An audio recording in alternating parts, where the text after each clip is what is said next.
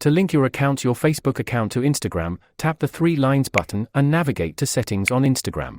Select Account Center, and click on Add More Accounts. Tap on Add Facebook Account, then follow the on-screen instructions to confirm your choice. Finally, tap on Yes to complete the process. To unlink your accounts, revisit the Account Center in Settings.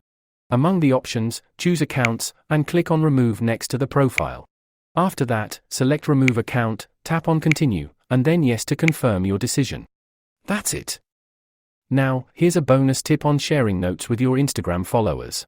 Simply tap on the messenger icon, and click that plus button at the top of your profile. Here, you can type your note of up to 60 characters.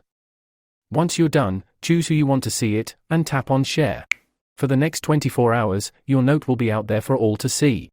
Thank you for watching. If you found this video helpful, visit our full playlists if Instagram tutorial.